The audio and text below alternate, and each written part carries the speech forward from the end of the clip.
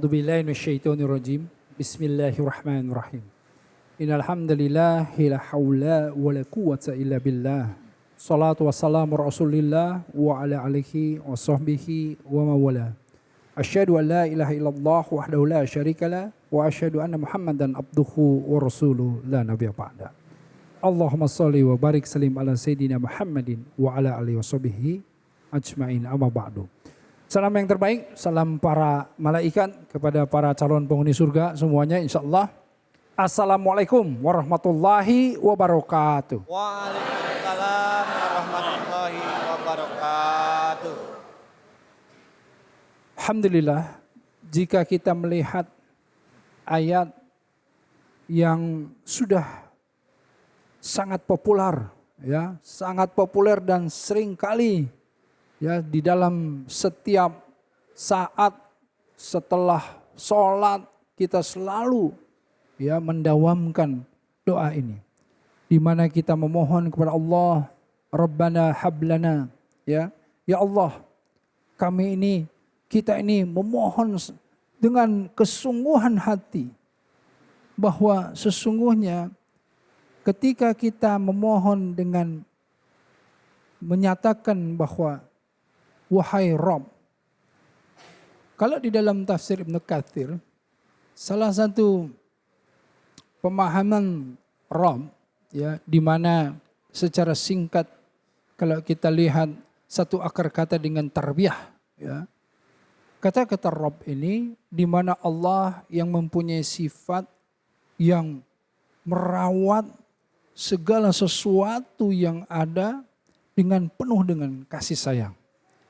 Di mana kata tarbiyah itu artinya tidak hanya memberikan ilmu, tidak hanya memberikan sebuah merawat dengan mengembangkan pemahamannya, tetapi juga menjadikan anak itu atau makhluk itu menjadi bisa berdiri sendiri, bisa kemudian melakukan berbagai hal-hal kebaikan, ya. Dan inilah yang kemudian kita nyatakan di dalam doa tersebut. Rabbana hablana min azwajina wa dzurriyyatina qurrata ayun waj'alnal muttaqina imama.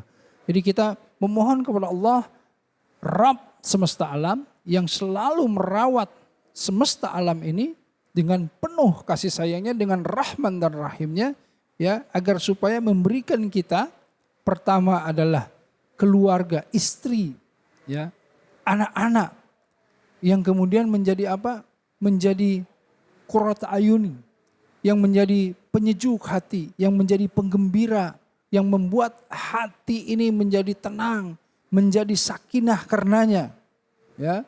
Dan dengan itulah sebetulnya harta, ya, yang tidak ternilai harganya. Kalau kita lihat kembali lagi begini.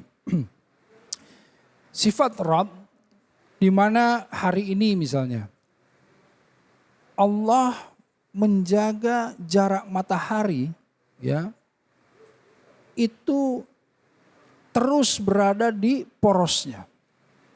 Jika seandainya 1000 mil lebih dekat, kita akan mati terbakar karenanya. Jika 1000 mil lebih jauh saja kita akan mati karena kedinginan. Nah, Allah dengan Rahman dan Rahim itu menjaga terus yang namanya jarak matahari agar terus memberikan manfaat kepada kita semuanya. Begitu pula bagaimana darah yang mengalir karena degup jantung kita, yang kemudian darah itu mengalirkan membawa oksigen terus ke dalam otak kita dan mengatur seluruh metabolisme di dalam tubuh kita. Allah lah yang kemudian merawat itu semuanya. Dengan kasih sayangnya Allah lah yang secara otomatis kita mata ini berkedip, kita kemudian tidak merasa kemudian pedih karenanya dan lain-lain. Nah, itulah Rabb. Dan kita memohon kepada Allah, Rabb, Allah yang mempunyai sifat seperti itu agar supaya kita diberikan apa? Tadi, Rabbana hablana min azwazina. Kita memohon bahwa, ya Rabb, kalau kita lihat, kita memohon istri. Ya.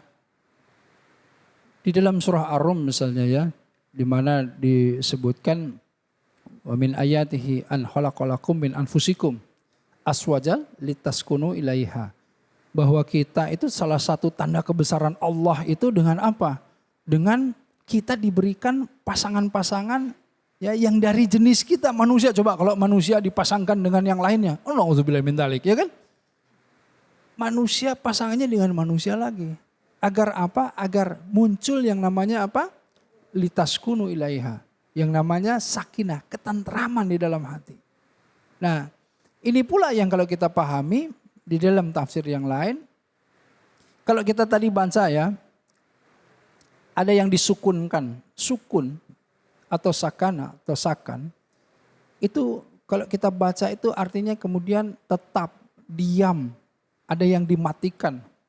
Sakinah dalam pemahaman antara suami dengan istri, kegelisahan hati suami, kekhawatiran hati istri misalnya ya, ketakutan, kecemasan dan lain-lain itu disukunkan, dimatikan.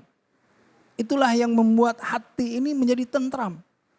Karenanya sakinah atau sakana juga bisa diartikan stabil, di mana ilustrasinya seperti perahu yang kalau diombang-ambingkan oleh ombak, dia tidak tenggelam. Karenanya dalam rumah tangga boleh jadi masalah ada yang besar, ada yang kecil, tetapi perahu ini tidak tenggelam.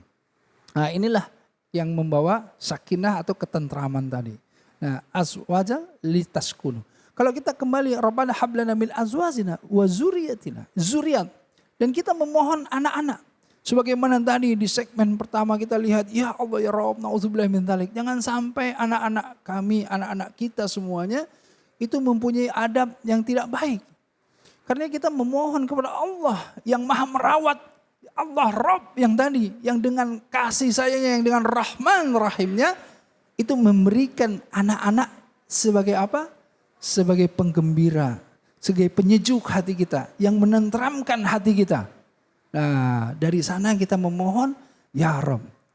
Coba lihat, ketika anak-anak ini ya, yang pertama kali kemudian kita diberi amanah, itu bukan kemudian bagaimana sekolahnya, bagaimana pekerjaannya nanti, bagaimana, bukan itu. Tapi kita diberi amanah oleh Allah untuk apa? Untuk mengenalkan, untuk memasukkan tauhid ke dalam hatinya.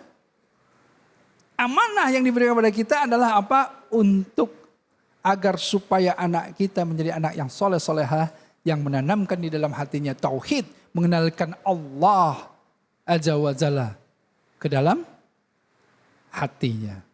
Nah dengan itu semuanya, ketika kita punya prioritas bahwa anak-anak yang seperti apa yang anak-anak kita inginkan. Anak-anak yang menanamkan tauhid, yang memegang teguh akidah di dalam hatinya. Anak-anak generasi Rabbani, anak-anak inilah kuntum khairu ummah ukhrijat linnas. Nah, itulah yang kita inginkan.